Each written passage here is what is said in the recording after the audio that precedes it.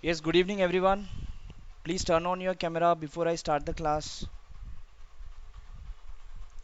So guys, in the last class we have done up to exercise 1.1.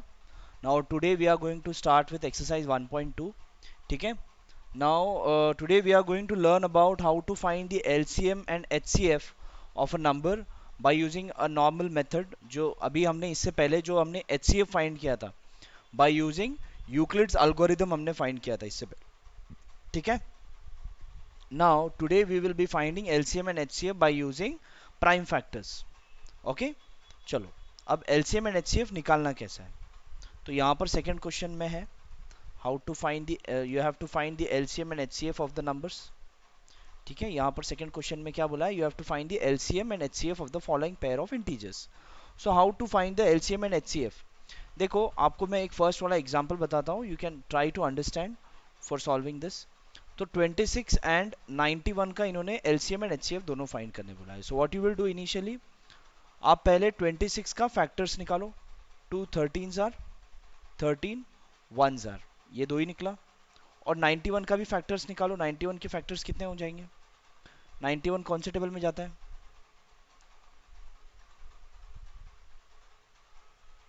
19 goes in which table? 19 goes in the table of 7.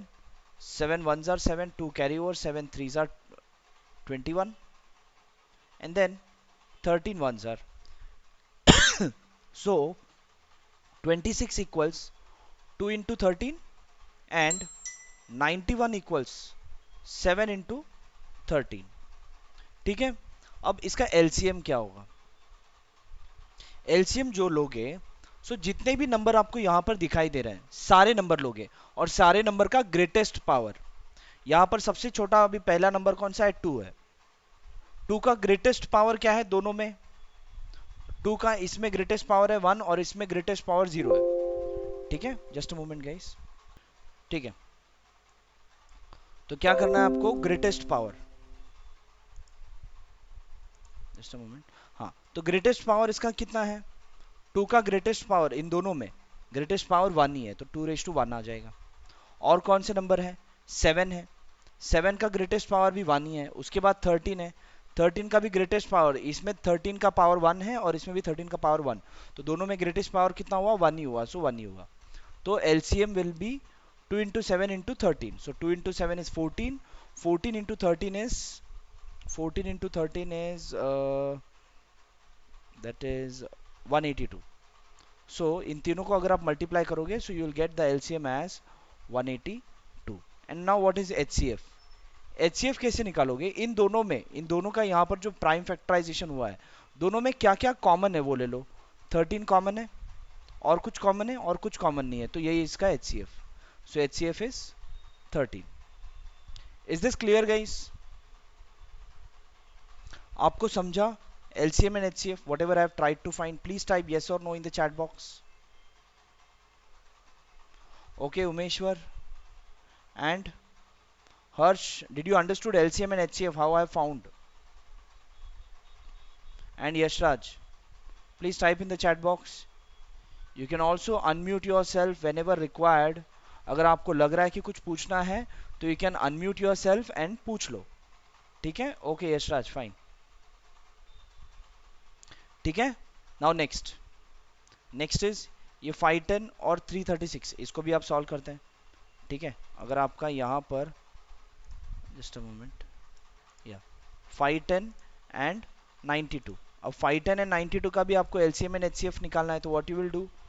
First आप 510 को prime factorisation करो. 2 2s are 2 5s are 10, 2 5s are 10. ये अब कौन से table में जाएगा? 5 के टेबल में जाएगा. 5 5s are 25 and 1s are. अब 51 कौन से टेबल में जाएगा? 3 के टेबल में जाएगा. 3 1s are 3, 3 7s are 21 and 17 जो 17 के टेबल में ही जाएगा because 17 is the prime number. Next 92 का प्राइम फैक्टराइजेशन करो. 2 4s are 8, 2 6s are 12, 2 2s are 3s are, फिर बाद में 23 1s आर. तो यहाँ पर आपको प्राइम फैक्टराइजेशन आ गया. 510 is equals to 2 into 3 into 5 into 17 और 92 इज इक्वल्स टू कितना आया? टू इंटू टू, दो बार है तो टू का पावर टू आ जाएगा, इंटू 23। फाइन। अब इन दोनों में एलसीएम, एलसीएम क्या होगा, ग्रेटेस्ट पावर। तो टू का ग्रेटेस्ट पावर कितना है दोनों में, इसमें टू का पावर वन है और इसमें टू का पावर टू है, तो जो भी ग्रेटेस्ट है वो लोगे। So two to the power two आपने ले लिया।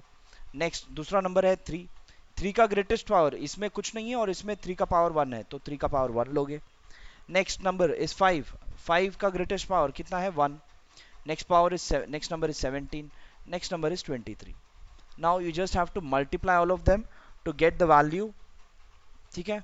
सो फर्स्ट इज 17 इंटू 23, 17 इंटू 23 कितना हो जाएगा, 7 3s are 21, 14 15 16 23 1 9 3, 391 इंटू ये 3 कर लेते हैं। सो 3 1s are 3, 3 9s are 27, 3 3s are 9 10 11, 1173 into 2 into 5, तो 1173 0 हो गया, फिर इंटू 2, तो कितना हो गया इसका answer, just a moment, 0 2 3s Sir, are not 6। into 2 into 4. या It's square. That's what I am doing two square, देखो 2 इंटू 5 मैंने ऑलरेडी कर लिया, तो 1 2 into 5 is 10 and 10 into 1173 is 11730. Now the remaining is only 2. Is that clear to you? Yes, sir, clear. Okay, 2 3s are 6, 2 7s are 14, 2 1s are 2 3 and 2 1s are 2. So आपका answer हो गया 23460 is your LCM. और इसमें आपका HCF क्या होगा, whatever is common between both of them, दोनों के प्राइम फैक्टराइजेशन में कॉमन क्या है, कॉमन है। अब क्या करो इसको जो Sir, है, 2. यस ये जो है two to the power two है, सो टू इंटू 23 भी लिख सकते हो, टू का ग्रेटेस्ट पावर टू है। अब इसमें कॉमन क्या हुआ, टू कॉमन है, और कुछ कॉमन है, कुछ भी कॉमन नहीं है, सो इसमें आपका HCF हो जाएगा two. I hope this is clear to everyone. Okay, now next, now this is the next sum. I want you guys to solve this sum and tell me what is the LCM and HCF the same way I have solved. क्या करना है, पहले prime factorisation करना है, उसके बाद जो उसकी प्राइम फैक्टराइजेशन है वो लिखो, फिर एलसीएम फाइंड करो एंड एचसीएफ फाइंड करो। Please tell me what is the LCM and HCF of this. Okay, very good. So LCM and HCF आप लोगों ने बताया, LCM is 3024 and HCF is 6, that's right, very good. अच्छा, और एक चीज इसमें हमने एक चीज रह गया, इसमें आपको यहाँ पर ये भी बोला है कि verify that LCM into HCF is equal to product of the numbers. तो यहाँ पर आपका जब पहला सम खत्म हुआ था, रुको एक मिनट, यहाँ पर मैं थोड़ा गैप डाल देता हूँ,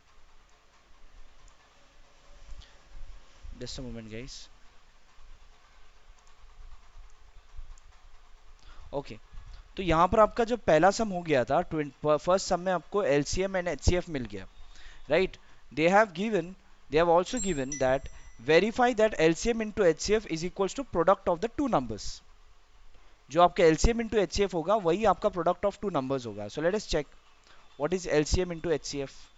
now LCM into HCF is equals to कितना, एलसीएम कितना है फर्स्ट नंबर का, 182 into 13। Let us solve this, 182 into 13, 3 2s are 6, 3 8s are 24, 3 1s are 3 5, 1 8 2 6 6 13 2 3 6 6। तो आपको आंसर आ गया कितना, 2366।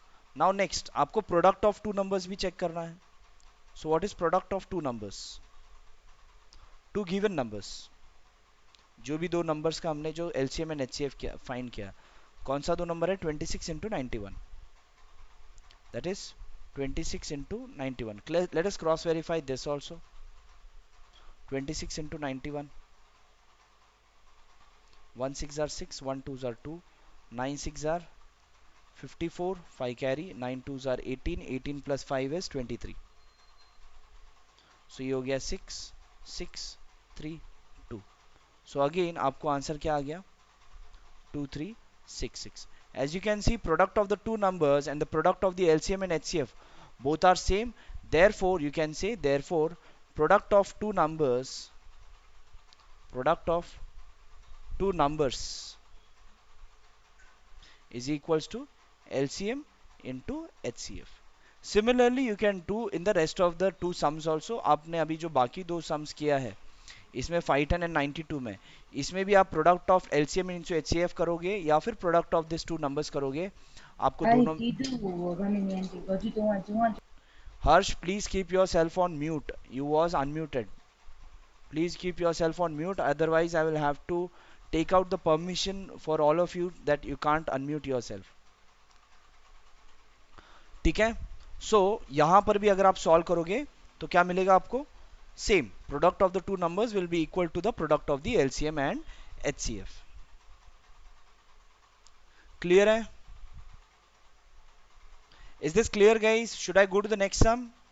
Okay, now let us go ahead guys. तो यहां पर आपका ये सेकेंड सम हमने कर दिया. ठीक है, सेकेंड सम आपका हो गया. I will say that you guys do this sum in homework. Now next is question number 3. Let us take this.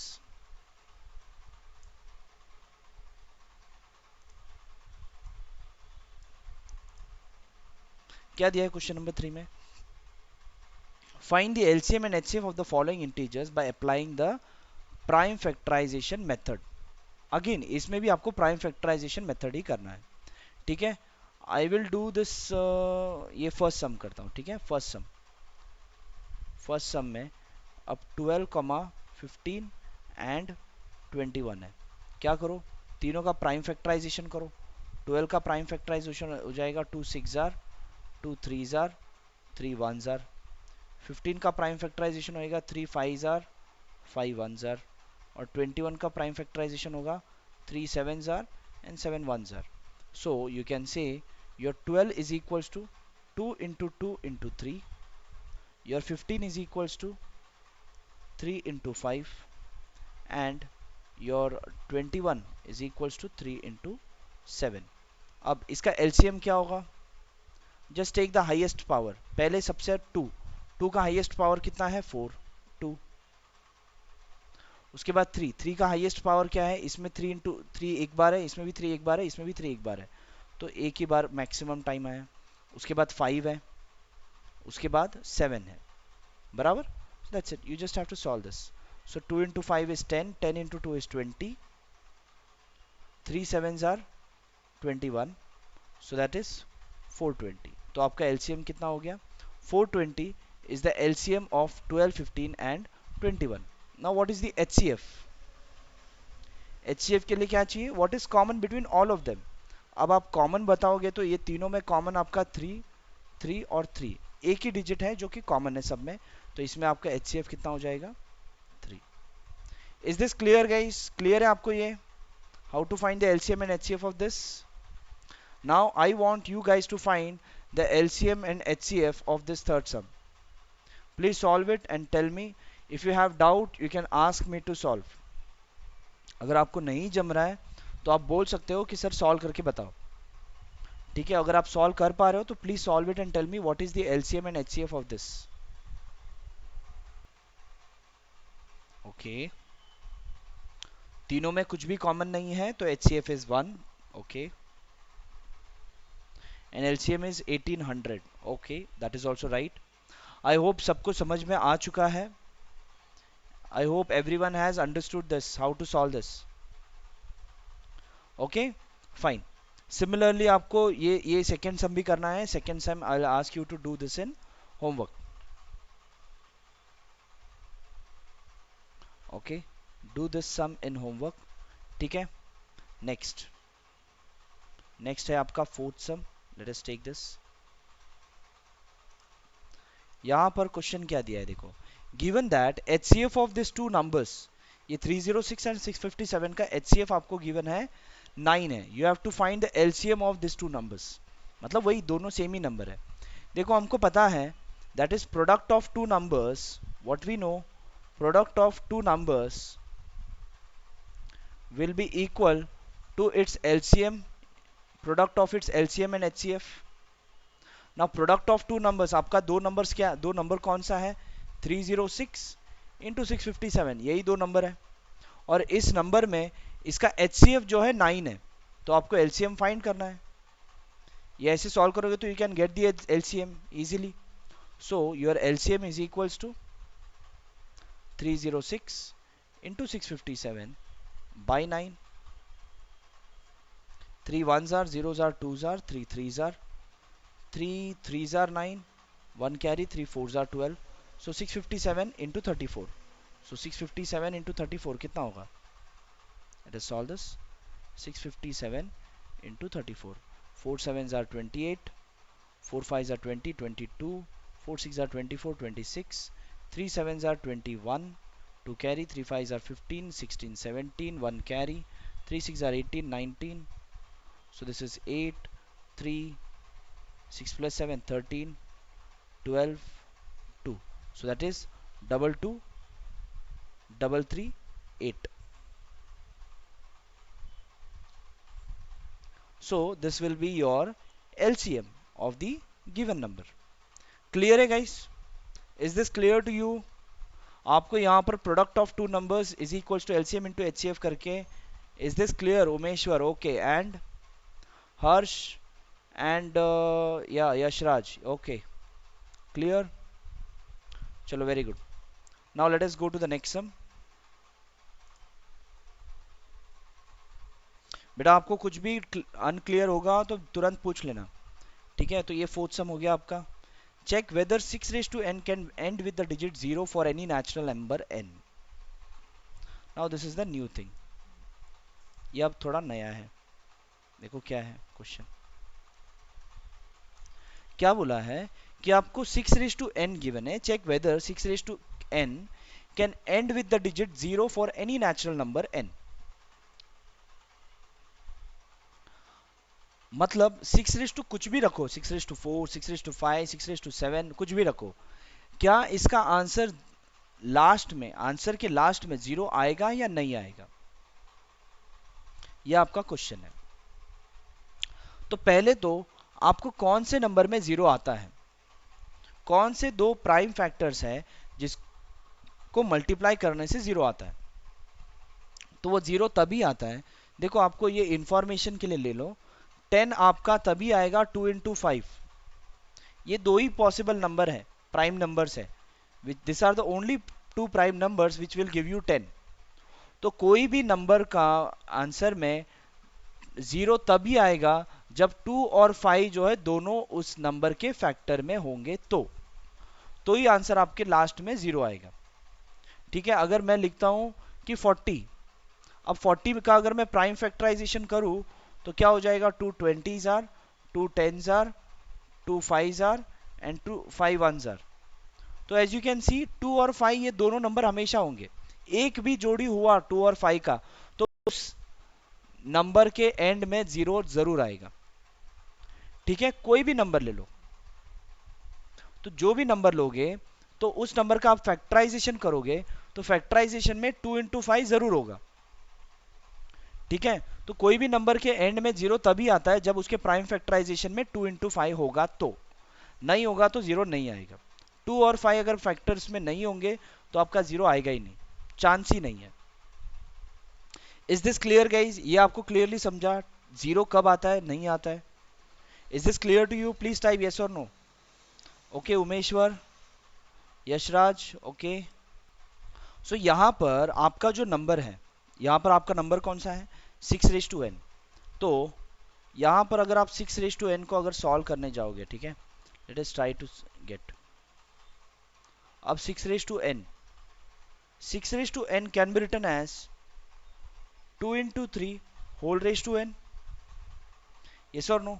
अब n का वैल्यू अगर मैं 1 रखूं तो आपको आ जाएगा 2 इंटू 3, n का वैल्यू 2 रखूं तो आ जाएगा 2 स्क्वायर इंटू 3 स्क्वायर, n का वैल्यू 3 रख दिया तो 2 क्यूब इंटू 3 क्यूब। सो n का वैल्यू आपने कुछ भी रखा तो 2 इंटू 5 आएगा क्या इसके अंदर? अगर आपने n का वैल्यू कुछ भी रखा इसके अंदर, 2 इंटू 5 आने के चांसेस है क्या? Impossible, very good, it is not possible. तो 2 इंटू 5 आएगा ही नहीं, इसका मतलब 6 रेज टू एनीथिंग कुछ भी रख लो, आंसर कभी भी आपका एंड में 0 नहीं आएगा। Since you can write since the prime factorization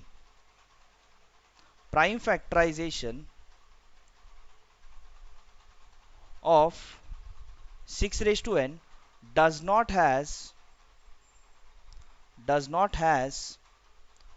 2 and 5 as its prime factor therefore 6 raised to n will never end with 0. Is this clear guys? यहाँ पर इन्होंने पूछा है check whether 6 raised to n can end with digit 0 for any natural number n. नहीं, कभी भी possible नहीं है. Is this clear to you everyone? Please type yes or no in the chat box. ये समझा या नहीं आपको? Okay, उमेश्वर and बस उमेश्वर को समझा और बाकी लोगों को नहीं समझा क्या? Okay, Harsh and Yashraj. Okay, very good. चलो, now let's go to the next. आपका नेक्स्ट क्वेश्चन देख लो अभी.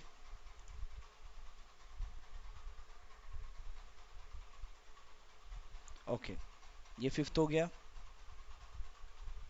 एक्सप्लेन. सिक्स्थ सम लेता है.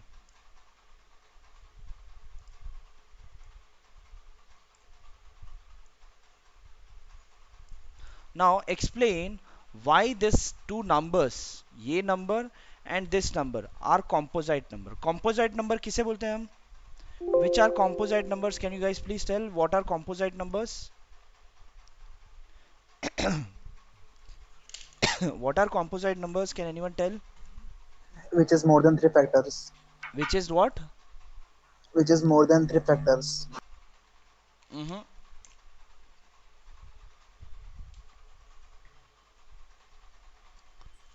Sir, which has more than 2 factors. Exactly, which has more than 2 factors. Which has, yes, which has more than 2 factors. Right? Or you can say the numbers which are not prime are composite numbers. Right? The numbers which are not prime are composite numbers. So as you can see, यहाँ पर first number जो है 7 into 11 into 13 plus 13 है. तो this can be written as, इसे मैं क्या कर सकता हूँ? 13 इन दोनों में कॉमन ले सकता हूँ. So 7 into 11 plus 1 लिख सकता हूँ. So this written as 13 into 77 plus 1. So this is 13 into 78. Now since the number has more than 2 factors, more than 2 factors क्यों? 13 तो है and 78 का तो और भी factors हैं. Since the number has more than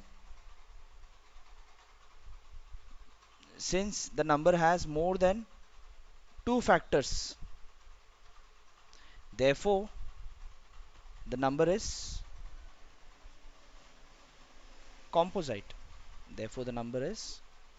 composite.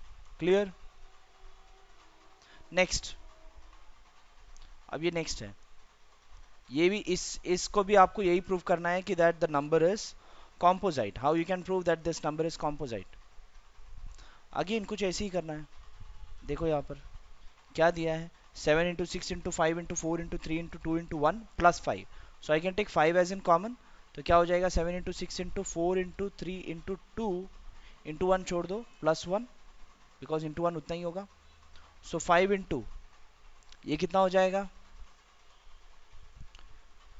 6 sevens are 42. 42 into 2 threes are 6. 6 fours are 24 plus 1. So anyway यहाँ पर 5 into 42 into 24 is how much? That is 42 into 24 is 1008 plus 1. तो यहाँ पर आ गया 5 into 1009. तो यहाँ पर गिवन नंबर जो है इसका 5 भी फैक्टर है, 1009 भी फैक्टर है और 1 भी इसका फैक्टर है. तो यहाँ पर since the given number has since the given number has more than more than two factors, therefore you can say, therefore the given number is therefore the given number is composite. Is this clear, guys? Guys, clear है आपको sum? Please type yes or no in the chat box. Fast. Okay, Umeshwar, Yashraj, Harsh, what about you?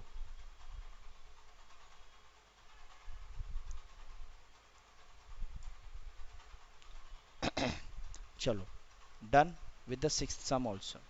Okay, Harsh. Now let's solve the seventh sum.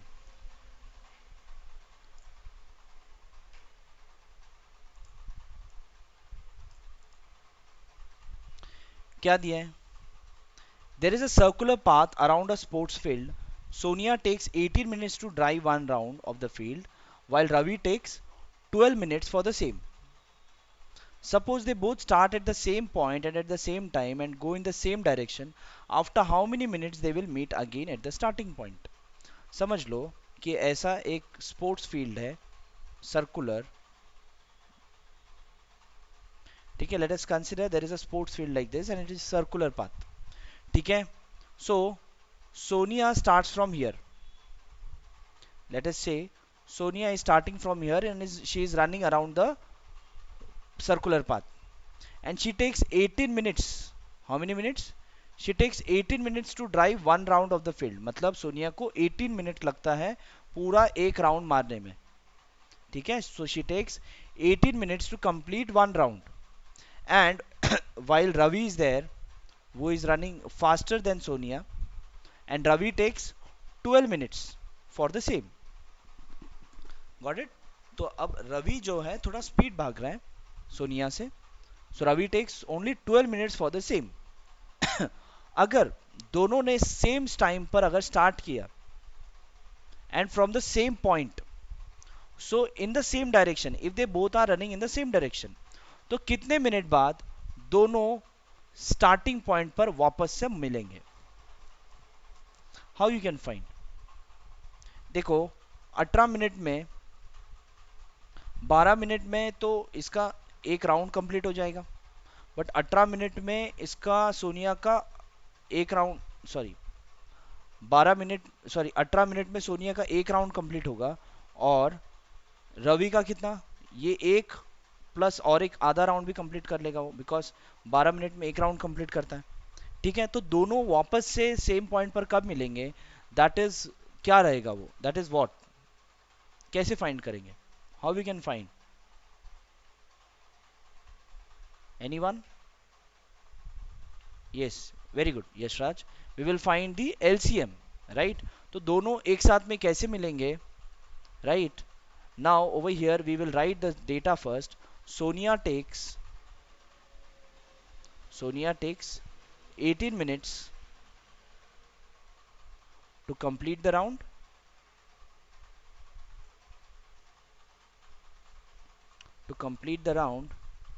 and Ravi takes 12 minutes to complete the round.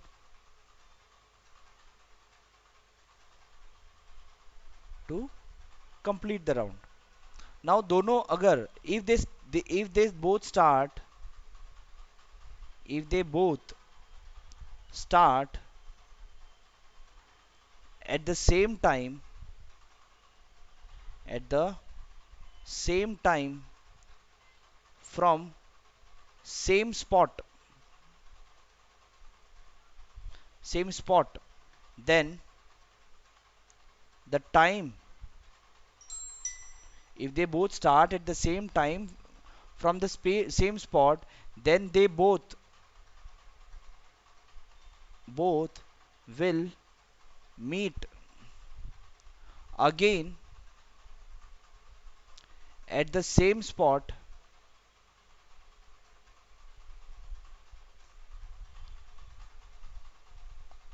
same spot, then they both will meet again at the same spot, where is the time taken, time of, is the LCM, is the LCM of the time taken by both.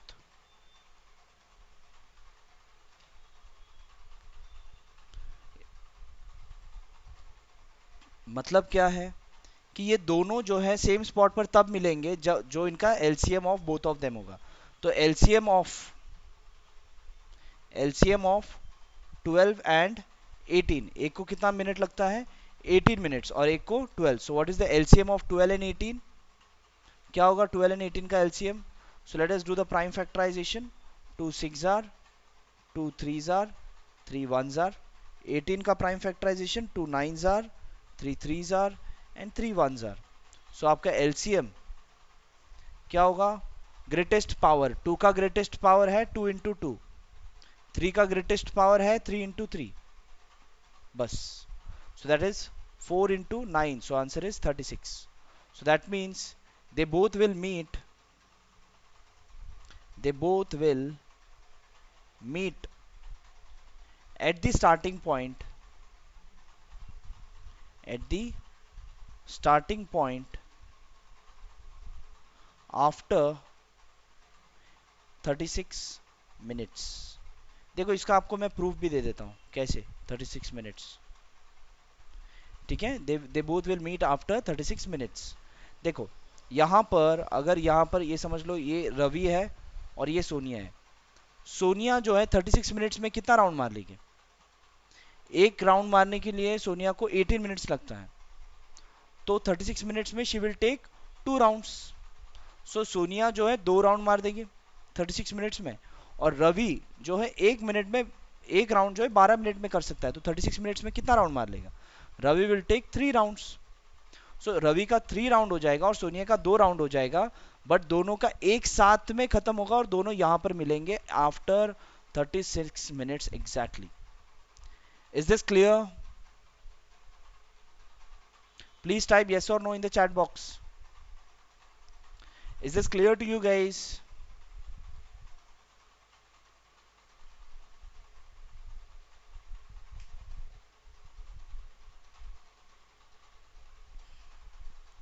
Harsh Parekh is saying no. Yashraj is saying yes. Umeshwar is saying yes. Okay, Harsh, please tell what's your doubt. You can unmute yourself. Sir sum ही समझ में नहीं आया। अच्छा, सम समझ में नहीं आया। देखो और एक बार बताता हूँ। देखो अगर आपको कोई दो चीज के लिए अलग अलग टाइम लगता है, ठीक है, और अगर दोनों एक ही टाइम पर स्टार्ट हुआ है, तो दोनों फिर से सेम टाइम सेम जगह पर कितने मिनट में आएंगे? अगर दोनों को एक राउंड मारना है, ठीक है, या फिर समझ लो कोई लाइट है जो हर 3 सेकेंड में ब्लो होता है और दूसरा लाइट है जो 2 सेकेंड में ब्लो होता है, तो 3 और 2 का एलसीएम कितना हुआ? 6। So after 6 minutes they will blow together. बाद में ये 3 सेकेंड में ब्लो होते रहेगा और ये 2 सेकेंड में ब्लो होते रहेगा। अगर दोनों को एक साथ में शुरू करते हो, ठीक है, तो ये 2 सेकेंड में ब्लो होके बंद हो गया, ये 3 सेकेंड के बाद ब्लो हुआ, बराबर। फिर ये 2 सेकेंड में ब्लो हुआ, फिर ये 3 सेकेंड में दोनों साथ में ब्लो होंगे। क्यों? देखो अगर ये लाइट जो है 2 2 सेकेंड में ब्लो होता है तो 6th मिनट में ब्लो होगा, और अगर ये लाइट 3 3 मिनट में ब्लो होता है, 3 3 सेकेंड में ब्लो होता है, तो 6 सेकेंड पे ब्लो होगा। तो दोनों जो है 6 सेकेंड पे ब्लो एक साथ में ब्लो होंगे, अगर स्टार्ट दोनों एक साथ में हुए। तो कोई भी ऐसे कोई भी कंडीशन है, तो अगर कोई रवि और जैसे सोनिया है, दोनों एक राउंड मार रहे हैं, ठीक है, और सोनिया को 18 मिनट्स लगता है और रवि को 12 मिनट लगता है, तो दोनों एक साथ में कब आएंगे? That is the LCM of both the time taken. तो ऐसे आपको और भी सम्स आएंगे जहां पर आपको अगर दोनों अगर एक ही डायरेक्शन में भाग रहा है, दोनों एक ही राउंड मार रहे हैं, और दोनों एक साथ में वापस कब आएंगे वो अगर आपको फाइंड करना है, तो that is the LCM. LCM निकाल लो, आपको पता चल जाएगा कि दोनों वापस से कब मीट होंगे। Is this clear Harsh? Yes sir. Okay okay. So similarly और भी सम होंगे, यू कैन सॉल्व देम। क्या हुआ यश, आपने कुछ एफ एफ एफ टाइप किया, what does that mean? Okay, mistake by mistake, okay चलो, नो इश्यूज। ओके फाइन, आगे बढ़ते हैं। तो यहाँ पर आपका ये सेवेंथ सम भी हो गया, ठीक है। नाउ नेक्स्ट इज आपका रैशनल एंड इरेशनल नंबर पे है कुछ। चलो, नाउ आई होप आप सबको पता होगा what is rational number and irrational number. I hope सबको पता है what is rational number and irrational number. Can anyone tell me what is rational number and irrational number? Anyone, you can unmute and tell. Sir, What? rational numbers are those which can be represented in the form of P by Q, And where P yeah, and Q are integers and Q is not equal to 0. very good. And what are irrational numbers? So which can't be represented in that form. Yes, the number which cannot be represented in the form of p by q are irrational numbers, and the number which can be written in the form of p by q are rational numbers, where p and q are integers. ठीक है, and q is not equals to 0. क्या है rational numbers, क्या होता है? देखो यहाँ पर लिख देता हूँ एक बार। rational numbers, what are those number, what are these rational numbers? The number which can be which can be written in the form of which can be written in the form of p by q, where p and q are integers and q is not equals to 0. Now then, what is irrational numbers? What are irrational numbers? The irrational numbers are the number which cannot Sir, be, is the numbers, not number. yeah, numbers, the numbers which cannot be written in the form of p by q. ठीक है, the number which cannot be written in the form of p by q, where p and q are the integers. ठीक है, तो जो भी numbers p by q के format में नहीं लिख सकते, that are irrational numbers, and the number which can be written in the form of p by q are rational numbers. ठीक है, now your next exercise is, देखो यहाँ पर, your next exercise is you have to prove that root 5 is an irrational number. आपको prove करना है कि root 5 जो है आपका irrational number है. How you can prove it? ठीक है, you have to prove over here root 5 is an irrational number. तो ये proof के लिए क्या करना होगा, आपको थोड़ा उल्टा consider करना होगा. Let us say let root 5 is a rational number. हम consider करते हैं कि ये rational number है, ठीक है। यहाँ पर आपको प्रूव करना है कि root 5 is an irrational number. हम यहाँ पर कंसिडर, लेट अस कंसिडर, और जो भी हमने कंसिडर किया वो अगर फॉल्स हो गया तो इसका मतलब हमारा कंसिडरेशन गलत था। कंसिडरेशन गलत था तो मतलब root 5 is an irrational number, ठीक है। Now we are considering that let root 5 is a rational number. अगर रूट 5 रैशनल नंबर है तो रूट 5 को हम पी बाई क्यू के फॉर्मेट में लिख सकते हैं। Root 5 can be return in the form of p by q. अगर पी बाई क्यू के फॉर्मेट में let root 5 is a rational number, then what you can say, then root 5 can be written in the form of, can be written in the form of,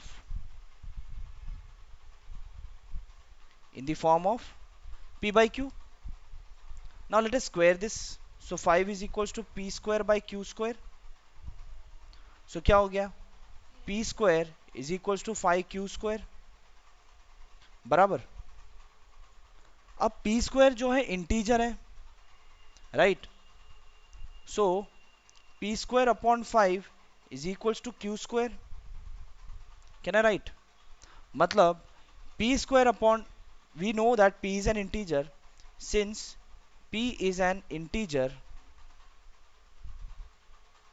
therefore p square is also an integer. बराबर, integer का square करोगे तो integer ही मिलेगा। और integer divided by 5, since p square divided by 5 is equals to q square, that means therefore q square is also an integer. एक minute,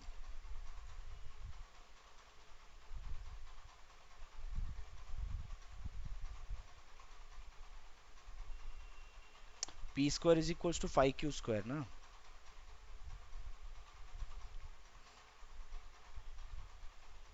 Hmm,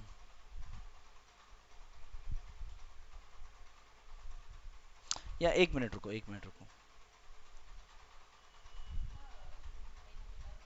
just a moment guys.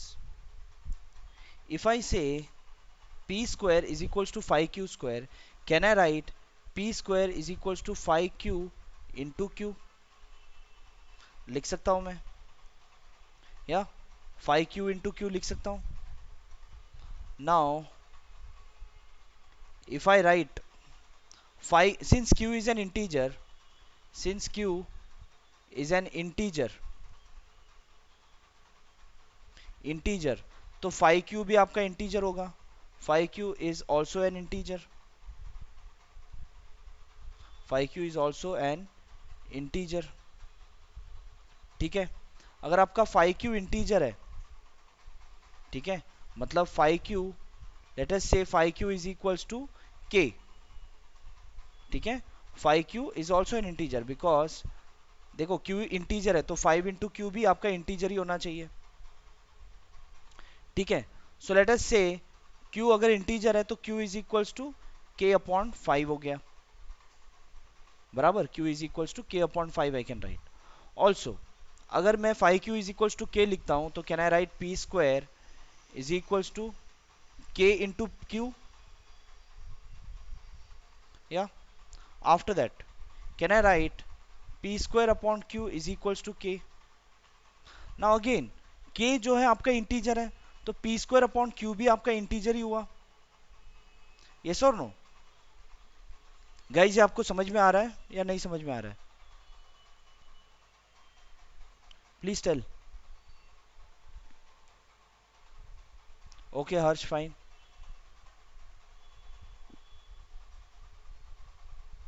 Okay नहीं, okay Umeshwar also saying no. चलो no issues, I will explain, no issues, समझा दूंगा. और एक भी student है वो भी बता दो.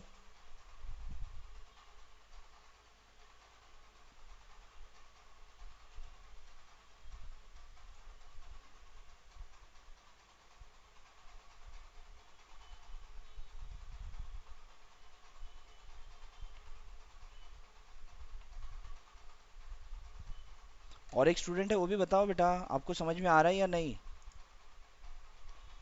Yashraj.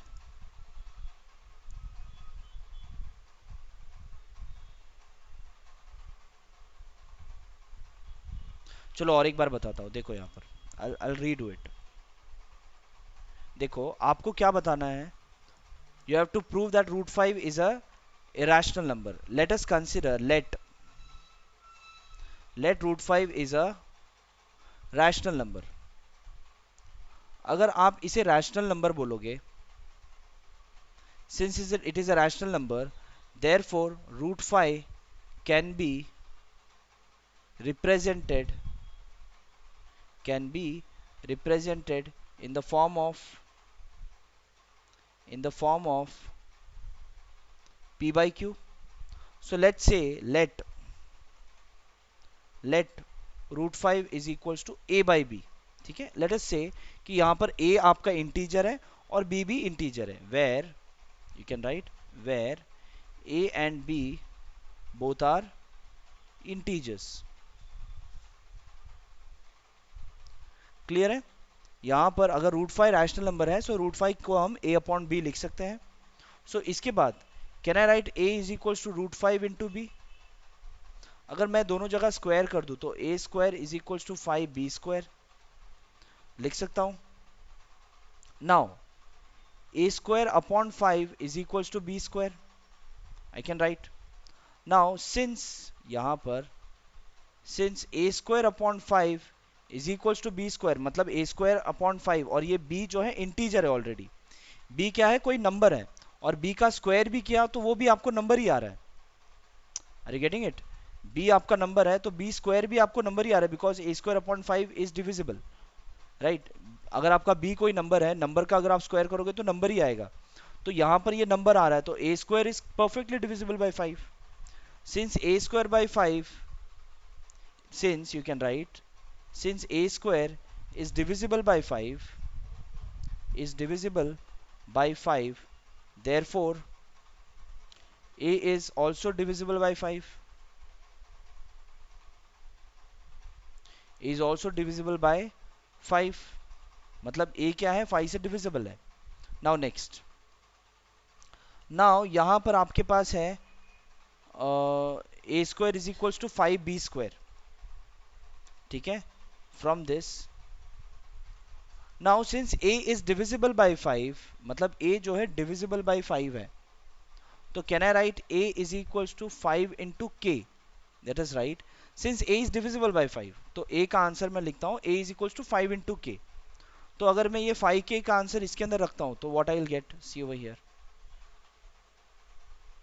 if I put in this equation a square equals 5b square, तो यहाँ पर 5k whole square is equals to 5b square if I will put, so what I will get, 5 square is 25, k square is equals to 5b square, मतलब ये 5 और ये 25 cancel कर दो, 5k square is equals to b square, मतलब k square is equals to b square by 5। Now since k is a constant, see k is an integer, so b square is divisible by 5, मतलब क्या हुआ, since b square is divisible by 5, is divisible by 5, that means therefore b is also divisible by 5।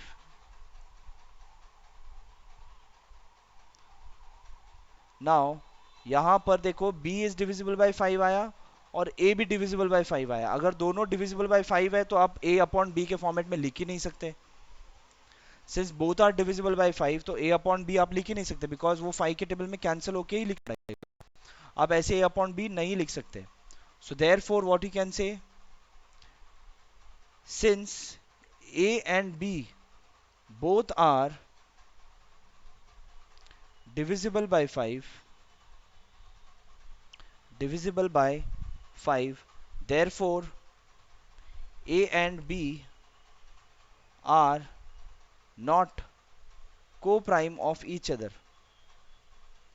co-prime of each other, मतलब क्या हुआ, दोनों आपका co-prime नहीं है। अगर दोनों co-prime नहीं है, बट एक minute, a and b both are divisible by 5, that means a and b are not, एक minute, both are divisible by 5, that means they both are not co-prime of each other। अगर दोनों co-prime नहीं है, so therefore they cannot be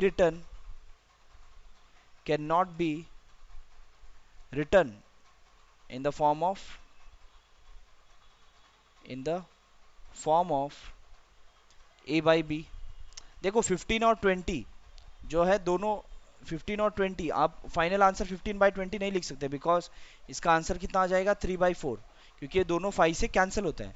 तो यहाँ पर भी वही है, since a and b both are divisible by 5, a and b are not co-prime of each other, they cannot be written in the form of a by b, therefore इसका मतलब क्या हुआ, our assumption was wrong, our assumption was wrong, therefore root 5 is an irrational number, therefore root 5 is an irrational number। is that clear guys?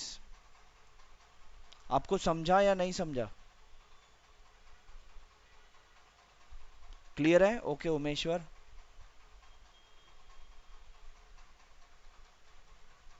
ये हर्ष आपको समझा या नहीं समझा?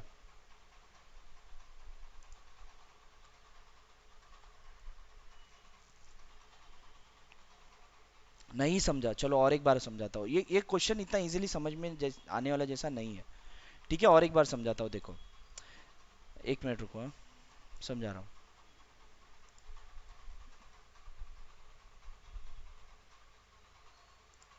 देखो आपका रूट 5 क्या है, रैशनल नंबर है। लेट अस कंसीडर, यहाँ पर आपको इरेशनल प्रूव करना है। Let us consider that that is root 5 is rational number. अगर रैशनल नंबर है तो p बाई क्यू के फॉर्मेट में लिख सकते हैं। तो p बाई क्यू नहीं, मैंने a बाई बी लिखा है, ठीक है। अगर a बाई बी लिखा है तो a is equals to root 5 भी लिख सकता हूँ, और अगर स्क्वायर किया तो a square equals 5b square. अगर a square is equals, sir square कैसे किया लेकिन आपने? स्क्वायर कर दिया ऐसे ही। तो चलता है मतलब ऐसे स्क्वायर हाँ डाल। हाँ, तो बोथ द साइड स्क्वायर किया है ना, बोथ साइड स्क्वायर किया है, यहाँ पर ये इक्वेशन है। बोथ साइड स्क्वायर आप कर सकते हो, तो a स्क्वायर इक्वल्स रूट 5 का स्क्वायर 5 और b का square b square. So a square upon 5 is equals to b square. इसका मतलब देखो, आपको पता है कि अगर a square upon 5 equals b square आ रहा है और b इज एन इंटीजर, तो b स्क्वायर भी इंटीजर है, तो इसका मतलब a square is divisible by 5। अगर इसका आंसर इंटीजर आ रहा है, इंटीजर मतलब 1 4 5 7 8 ऐसे कुछ आ रहा है, कोई डेसिमल में नंबर नहीं आ रहा है, मतलब a square is divisible by 5।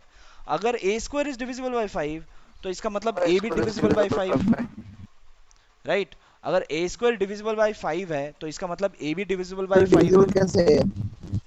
देखो अगर कोई भी नंबर ले लो, कोई भी स्क्वायर नंबर ले लो, 5 के स्क्वायर मतलब समझ लो कोई भी जो स्क्वायर नंबर है जो डिविजिबल बाय 5 है, समझ लो 25।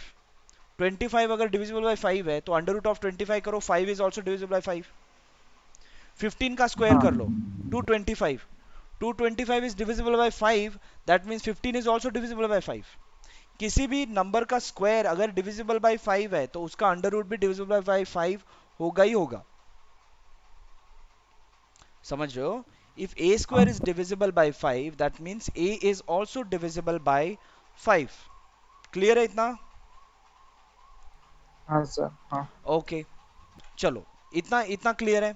मतलब अगर a is divisible by 5 है तो मतलब मैं a को जो है 5k के फॉर्मेट में लिख सकता हूं, where k is also an integer।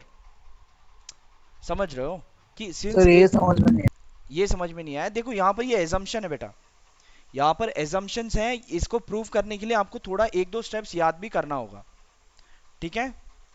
ये प्रूफ है, how to prove that any irrational number is how it is an irrational, any under root number is a irrational number, आपको प्रूफ करने के लिए। देखो a इज डिविजिबल बाय 5 है, मतलब a जो है 5 जो है फैक्टर है a का, तो 5 into k where k is also factor and k is a what, integer. तो a को जो मैं 5 इंटू के फॉर्मेट में लिख सकता हूं, where k is an integer. अगर अब इन दोनों को, अगर ये a को मैं 5k लिख सकता हूं, तो ये वाले इक्वेशन में अगर मैं a is equals to 5k लिख दूं, तो अगर इसे स्क्वायर करूं तो मुझे क्या मिल रहा है, 5k square equals b square and k square equals b square upon 5। अब क्या प्रॉब्लम हो गया कि मतलब b square is divisible by 5। अगर बी स्क्वायर डिविजिबल बाय 5 है तो मतलब b is also divisible by 5, मतलब a और b दोनों डिविजिबल बाय 5 है। अगर दोनों नंबर डिविजिबल बाय 5 है तो मतलब दोनों नंबर क्या है, they are not, they are coprime of each other. एक मिनट, नॉट को प्राइम नहीं, they are coprime of each other. Coprime मतलब क्या, दोनों एक दूसरे के टेबल में, अच्छा sorry not coprime, not coprime sorry, दोनों जो है 5 के टेबल में आ रहा है ना, ए और बी दोनों जो है 5 के टेबल में आ रहा है, तो इसका मतलब क्या हुआ, दे both are not coprime of each other. अगर नॉट को प्राइम है तो ये दोनों जो है ए अपॉन बी के फॉर्मेट में नहीं लिख सकते, बिकॉज इसे और सिंप्लीफाई होना ही होगा। देखो 15/20 है, 15/20 आपका फाइनल फ्रैक्शन नहीं होगा, your final fraction will be 3/4। सो 15/20 के फॉर्मेट में आप नहीं लिख सकते फ्रैक्शन को, because they both are divisible by 5। Are you getting it? तो a अपॉन b भी आप नहीं लिख सकते, therefore they cannot be written in the form of a upon b, therefore our assumption was wrong। therefore अगर आपका assumption wrong है तो आपका root 5 is a not a rational number, it is an irrational number। Clear है कि और भी कुछ डाउट है? थोड़ा सा याद करना, लास्ट वाला। थोड़ा सा आपको एक दो स्टेप इसमें याद करना होगा बेटा, okay sir okay sir. Okay. और ऐसा ही स्टेप है, और कोई स्टेप नहीं है। अगर आपको root 5 is an irrational number prove करना है तो यही है, root 2 is an irrational number prove करना है, यही स्टेप है। रूट 3 बोला, घंटा मारना पड़ेगा मतलब। हाँ सर मतलब ये रट्टा नहीं नहीं, रट्टा नहीं बोल रहा हूँ। देखो स्टार्ट में एक, देखो ये प्रूफ है, थियरम है बेटा, ये थियरम थोड़ा तो आपको याद करना होगा, रट्टा मारने की जरूरत नहीं हाँ है। हाँ मतलब वही, हाँ देखो मतलब वही, आपको हाँ। याद क्या करना होगा, पहले आपको ये प्रूव करना है, पहले आपको ये बताना है कि root five is an A upon B, आपके फॉर्मेट में आपको लिखना है, ठीक है। So A is equal to root five B, तो आप उसे स्क्वायर करो, तो स्क्वायर करने के बाद A square upon five is equal to B square, मतलब क्या हुआ, A square is divisible by five. अगर A square divisible by five है तो A is also divisible by five, बराबर। नेक्स्ट अब क्या करो, अगर ए डिविजिबल बाय फाइव है तो मैं ए को फाइव के फॉर्मेट में लिख सकता हूं। अब a is equal to five k आप जुने वाले इसमें लिखो, तो five k whole square is equal to five b square, अगर इसे सॉल्व करते हो तो आपको वापस क्या मिल गया, k square equals b square upon five. अब जो मेरा के था वो भी इंटीजर ही है, तो बी स्क्वायर अपॉन फाइव है, मतलब b square is divisible by five. अगर बी डिविजिबल बाय फाइव है तो b is also divisible by five. तो ये तो प्रॉब्लम हो गया, ए और बी दोनों डिविजिबल बाय फाइव है, तो ए अपॉन बी के फॉर्मेट में लिख ही नहीं सकता हूं, बिकॉज फ्रैक्शन और रिड्यूस होना चाहिए। तो मतलब ए और बी जो है दोनों को प्राइम नहीं है एक दूसरे के, so this cannot be written in the form of a upon b, therefore our assumption was wrong, therefore आपका assumption जो था कि root 5 is irrational वो भी wrong, इसलिए root 5 is an irrational number. Is this clear now? Sir वो सिर्फ वो five k square is equal to B square था ना ऊपर, बाकी समझ में नहीं आया सिर्फ। हाँ हाँ हाँ, five k square is equal to, यहाँ हाँ से यहाँ पर मैंने पुट अप किया है, देखो a is equals to 5k के फॉर्मेट में लिख सकते हैं, हाँ since a is हाँ divisible by 5, ठीक है। देखो 15 is divisible by 5, then 15 can be written as 3 into 5, हाँ, यस बराबर। Yes. So since a is divisible by 5, then can I write a is equals to 5 into k, ठीक है। 15 के sample में k का वैल्यू 3 आएगा, तो अगर a is divisible by 5 then can I write a is equals to 5k, yes I can write।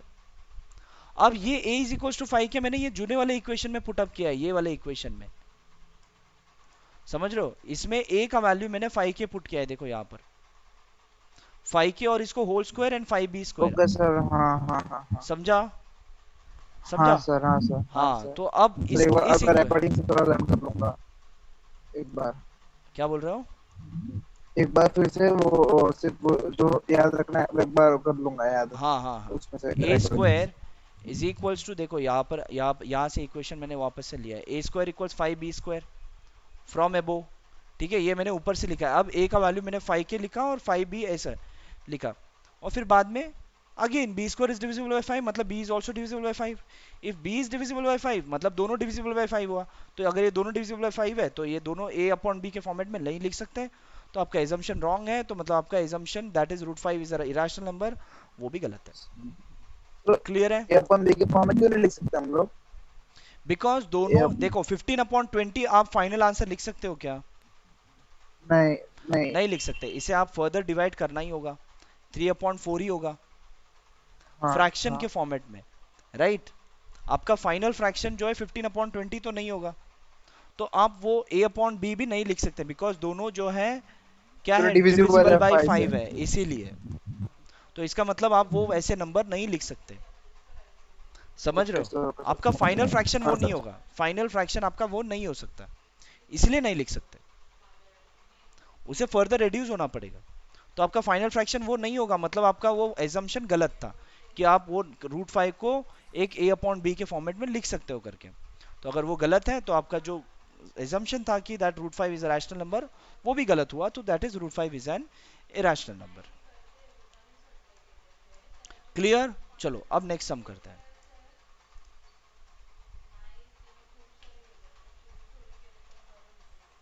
ठीक है। Now let us prove that 3 plus 2 root 5 is an irrational number.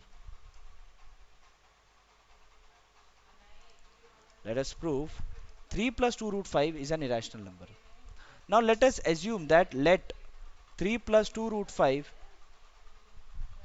is a rational number.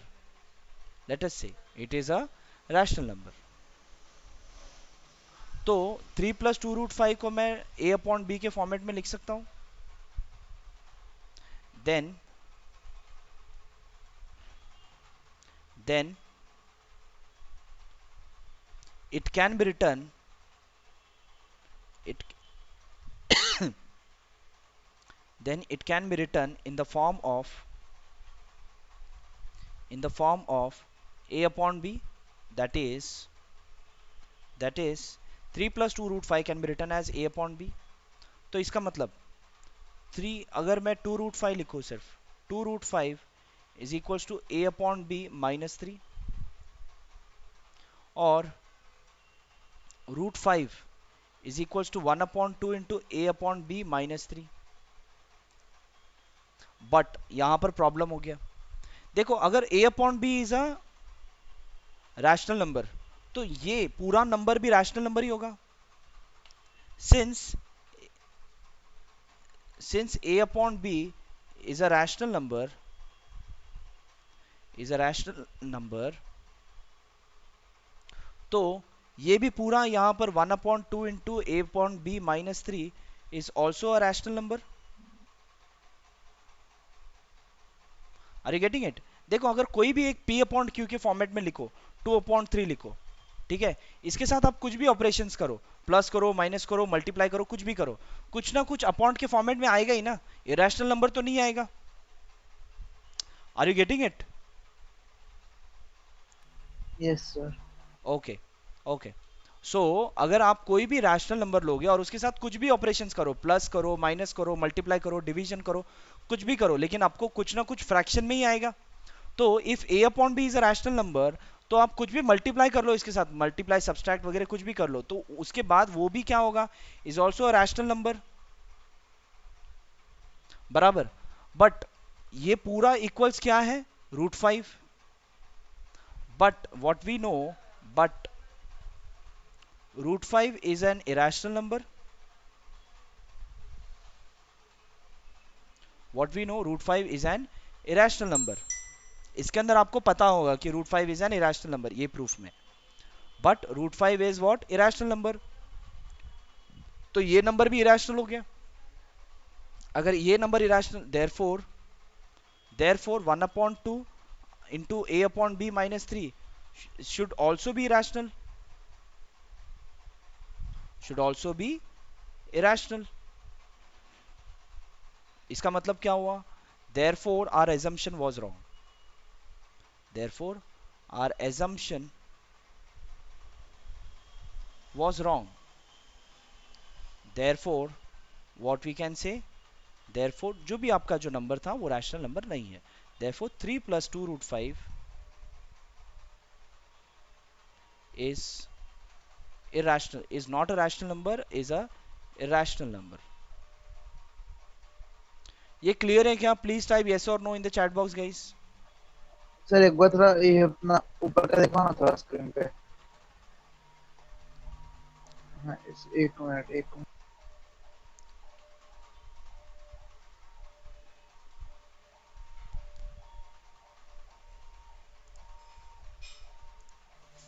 Sir how it 1/2? कौन सा 1/2? ये देखो ये 2 जो है वो इस तरफ आ गया, 2 इस तरफ हाँ आ गया, हाँ हाँ हाँ तो डिवाइड हो जाएगा डिवाइड। ठीक है। इसके बाद ये है कि a अपॉन b जो है रैशनल नंबर है, तो इसके साथ कुछ भी मल्टीप्लाई करो ये भी रैशनल नंबर ही होना चाहिए, बराबर। तो ये भी रैशनल नंबर, लेकिन हमको पता है कि root 5 is an irrational number. तो अगर वो रूट 5 इरेशनल है तो इसके सामने जो है वो भी इरेशनल ही होना चाहिए ना, बिकॉज दोनों के इक्वल्स हैं। सो that means this is also irrational number. इसका मतलब हमारा एजम्पशन गलत हुआ, तो इसका मतलब आपका जो पहला एजम्पशन था वही गलत है कि वो रैशनल नंबर है। So that means 3 plus 2 root 5 is an irrational number. Clear है? Yes sir. Okay. Yes Yashraj and Umeshwar please tell, is this clear to you और not? Okay Umeshwar, okay fine, very good yashraj। okay, now let us solve the next sum। अब next सम देखो,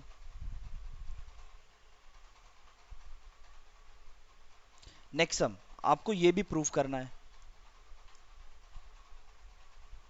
यहां पर ये तीनों भी आपको प्रूव करना है कि ये क्या है, इरेशनल नंबर है, ठीक है। चलो प्रूव करते हैं, ये काफी सिंपल है। देखो आपका जो फर्स्ट प्रूफ बताया ना मैंने, रूट 5, सिर्फ root of 5, root of 3, root of 2, ये इरेशनल प्रूफ करने के लिए काफी सेंटेंसेस है। लेकिन अगर बाकी कुछ वैल्यूज है तो उसमें आप कंसिडर कर सकते हो कि रूट 2 जो है आपका रैशनल इरेशनल है। लेकिन अगर आपको पूछा जाए कि सिर्फ रूट 2 ही इरेशनल है ये प्रूफ करो, तो वो थोड़ा दिक्कत है जो आपको फर्स्ट प्रूफ में हुआ था, ठीक है।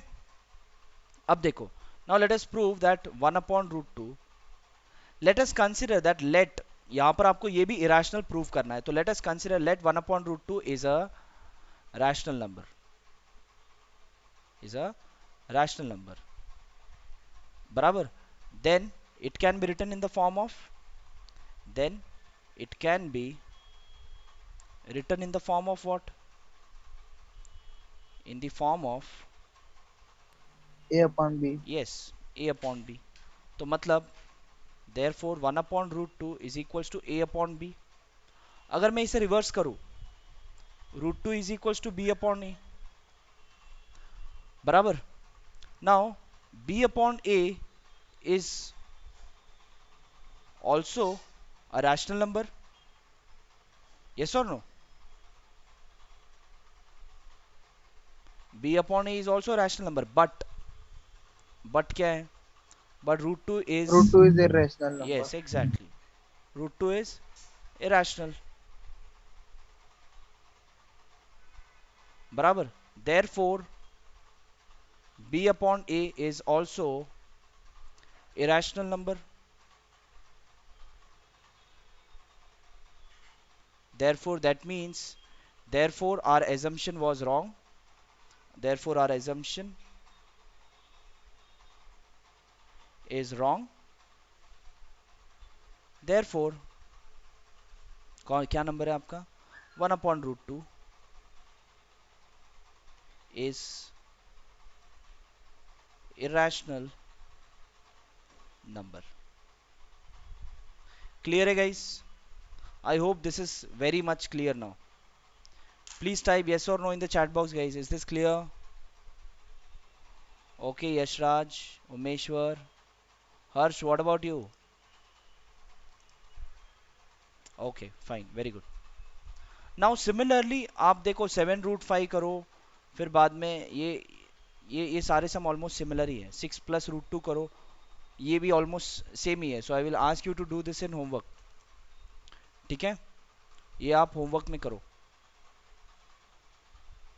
सेम है जैसे हमने लास्ट 2 सम किया है, वैसे ही सम करना है, वैसे ही करना है, ठीक है? I will ask you to do this 2 sums in homework.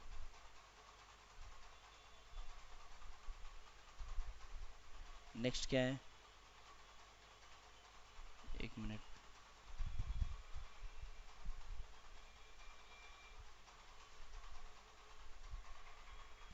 अच्छा, now next, the next is terminating and non terminating.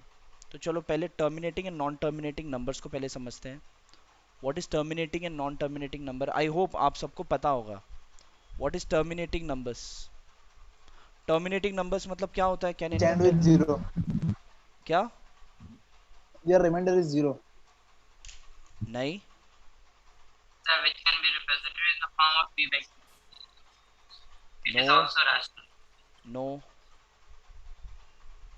जिसका डेसिमल के बाद जो नंबर जो है जो एंड होता है, एंड होता है, राइट, वेरी गुड. जिसका डेसिमल के बाद नंबर जो है, अगर समझ लो मैंने आपको बोला कि 1/3 या 10/3 आपको बोल दिया, इसे सॉल्व करो, तो आप क्या करोगे? 3 डिवाइडेड बाय 10, 3 3s are 9, ये रिमाइंडर आ it गया is not 1.0, ये 10, 3 3s are 9, ये वापस 1, ये वापस 0. ये ऐसे आप कितनी बार करते रहो, ये है, ये आते ही रहेगा, ये ऐसे 3 3 3 आते ही जरूरी है कि रहेगा. डेसिमल में होना चाहिए. क्या क्या? ये जरूरी है कि डेसिमल में होना चाहिए, मतलब या डेसिमल, के बिना डेसिमल नहीं में ही होना बताएंगे हम टर्मिनेटिंग और non terminating. Terminating non terminating का मतलब भी वही है कि डेसिमल के बाद वो आगे जो डेसिमल के बाद जो नंबर्स है, टर्मिनेटिंग मतलब डेसिमल के बाद वाले जो नंबर है वो नंबर खत्म हो जाएंगे या फिर चलते ही रहेंगे, चलते ही रहेंगे, वो आपका नॉन टर्मिनेटिंग. क्लियर है? तो ये आपका नॉन टर्मिनेटिंग नंबर हुआ, समझ रहे हो? ठीक है, चलो. तो ये नॉन टर्मिनेटिंग नंबर मतलब क्या? ये देखो, ये ऐसे जो नंबर खत्म नहीं होते, ठीक है? कभी कभी नॉन टर्मिनेटिंग नंबर कुछ ऐसे भी हो सकते हैं, 3.12 12 12 12 12 12 ऐसे आते ही रहे, या फिर 323232 4242 421 421 ऐसे कुछ भी आ सकता है, बराबर। एक सीक्वेंस है, वो पैटर्न फॉलो होते जाता है और वो होते ही जाएगा, वो खत्म ही नहीं होगा। ठीक है, ऐसे कुछ नंबर्स है जिनको आप डिवाइड करो तो वो नंबर जो है पैटर्न जो है कंटिन्यूअसली बनते ही जाएगा। So such type of numbers are what, non terminating numbers. वही अगर मैं आपको बोलूं कि 1/4 आपको बोलूं, so is this a terminating number और non terminating? Let us check. तो 4/1, सो 0 पॉइंट लगा दो तो ये 10 आ गया, 4 2 8, रिमाइंडर आ गया 2। उसके बाद 4 5 20, ये 0 डाल सकते हैं, एंड 4 5 20, एंड ये आपका आ गया 0। तो यहाँ पर क्या हो गया, नंबर टर्मिनेट हो गया, रिमाइंडर आपका 0 आ गया, और यहाँ पर आपका क्या हो गया, क्वोशिएंट में आपका नंबर जो है स्टॉप हो गया। So such type of numbers are called terminating numbers. Clear है what is non terminating and terminating numbers? Okay Yashraj, and सबको क्लियर है? Yes sir. ओके। अब ये नंबर टर्मिनेट कब होता है, इसके कुछ ये है, क्या बोलते हैं, कुछ रूल्स है। कोई भी नंबर टर्मिनेट तभी होता है जब उस नंबर के फैक्टर्स 2 या 5 हो, तो ही नंबर टर्मिनेट होता है। ठीक है, एक थियरम है, आपको बता देता हूं, just a moment. Sir can you give an example? या I will give you the example, just a moment, एक मिनट रुको, बता रहा हूं। देखो, कोई भी नंबर जो है टर्मिनेट तभी होगा, आपको बता देता हूं। Any number, any fraction, any fraction will terminate if its denominator, if its denominator has factors,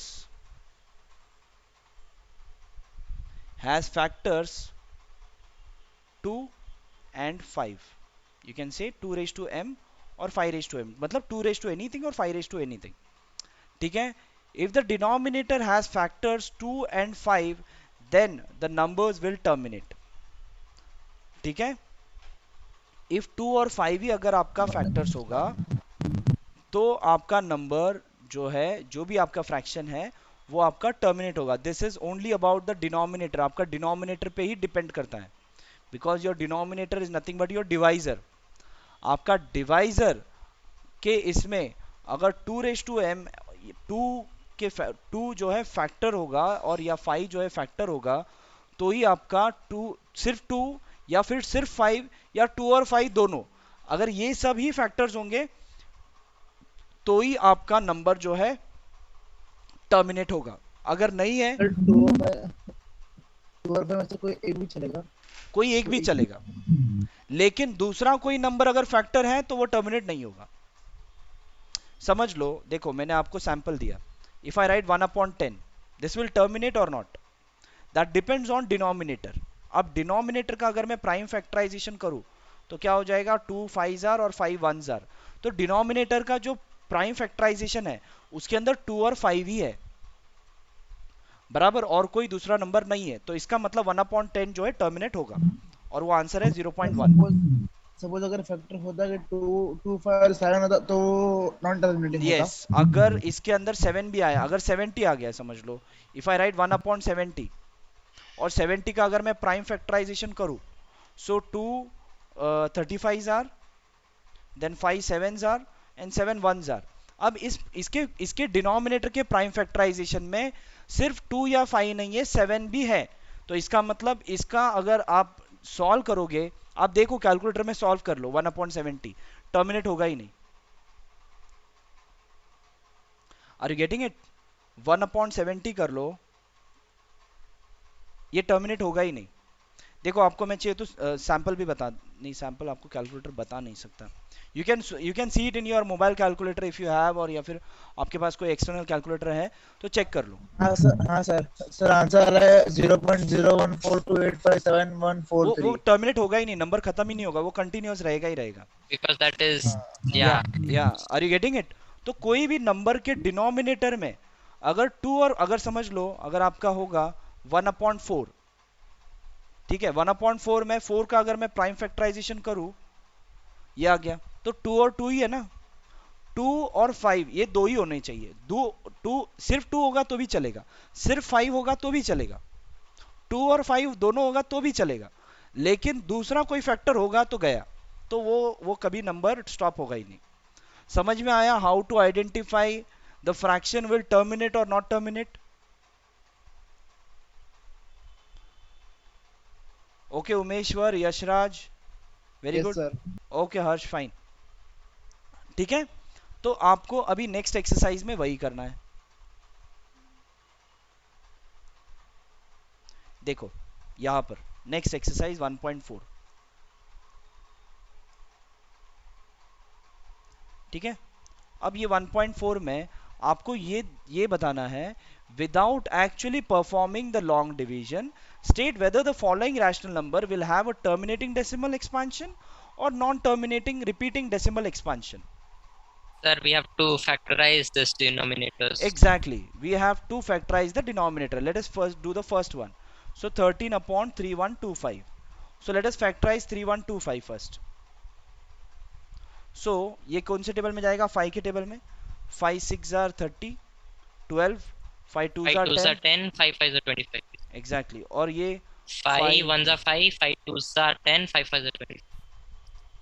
5 2s are 10, 5 5s are 25, 5 into 5 equals 20. तो मतलब ये 3125 में यहाँ पर डिनोमिनेटर में, ठीक है, since the denominator you can write, since the denominator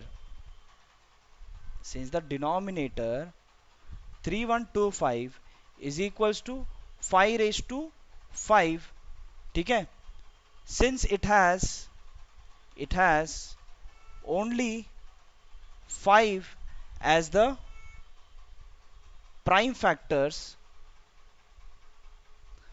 since the denominator it has only 5 as the prime factor, therefore It is terminating. yes, therefore the fraction क्या है fraction? 13 upon 3125 is a terminating decimal, ठीक है। आप चाहो तो calculator में check कर लो, 13 upon 3125, देखो 0.00416 आता है, ठीक है, इसका आंसर जो आता है 0.00416। अब ये 3125 के ऊपर आप कोई भी नंबर रख लो, हमेशा वो टर्मिनेट ही होगा। क्यों? Because 3125 has 5 raise to m as the prime factor, as the factors, ठीक है। क्लियर है गाइस? प्लीज टाइप यस और no in the chat box. Yes हाँ सर, ओके, आंसर वही है सर, 0.00416। एग्जैक्टली वही होगा। आप 3125 के ऊपर कुछ भी नंबर रख लो, वो हमेशा टर्मिनेट होगा। क्यों टर्मिनेट होगा? Because it has the factor as 5। 2 और 5 के अलावा इसके और कोई दूसरे फैक्टर्स नहीं है, इसीलिए ये नंबर, इसके ऊपर कुछ भी नंबर रख लो, हमेशा टर्मिनेट ही होगा। समझ में आया? ओके, चलो। अब सिमिलरली अगर आप ये 8 को चेक करोगे, तो 8 का आप फैक्टर चेक करोगे, तो ये भी 8 जो है आप 2 इंटू Sir, 2 2 आएगा 2 sir आएगा, तो factor. सिर्फ 2 ही है, तो ये भी आप 17 अपॉन 8 करो तो ये भी आपका टर्मिनेट होगा। So this will terminate. 455 you have to solve it, ठीक है।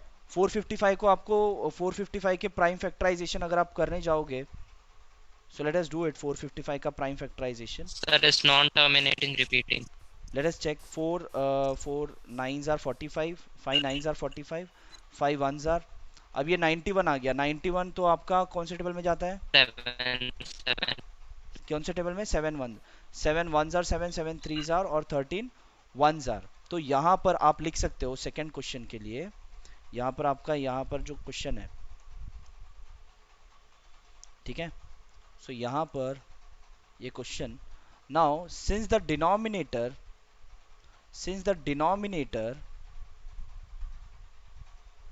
मिनेटर क्या लिखोगे, since the denominator 455 has factors has factors other than 2 raised to m and 4 raised to m and 5 raised to m. Since the denominator 455 has factors other than 2 raised to m and 5 raised to m, therefore the fraction is a non-terminating decimal. Clear है, non terminating repeating decimal और non terminating repeating decimal. Is this clear guys? Yes sir. Okay, so similarly आपका ये जितने भी question है सब में देखो, यहां पर ये टर्मिनेटिंग है, यस और नो? यस सर, टर्मिनेटिंग है। ये no, not terminating because 7 raise to 5 है इसके अंदर। ये sir it's non terminating because 3 into 5 आता है, राइट? 3 अलग आ गया ना, 3 आया तो मतलब नॉन टर्मिनेटिंग, 2 और 5 के बदले और कुछ भी आया तो नॉन टर्मिनेटिंग। ये इसमें भी 3 into 7 कुछ आएगा तो ये भी नॉन टर्मिनेटिंग, ठीक है। तो यही है। तो यहाँ पर आपका ये एक्सरसाइज 1.1 नहीं 4 खत्म नहीं हुआ, एक दो सम रह गए हैं, that we will do in the next class guys, ठीक है। And after that we will be starting with the next topic. और अगर आपको कुछ भी डाउट होगा इस चैप्टर में से, आप नेक्स्ट क्लास में पूछो, that will be clarified and will be starting with the next topic of your syllabus, ठीक है। ओके सर, चलो then, bye for today, have a good day, या।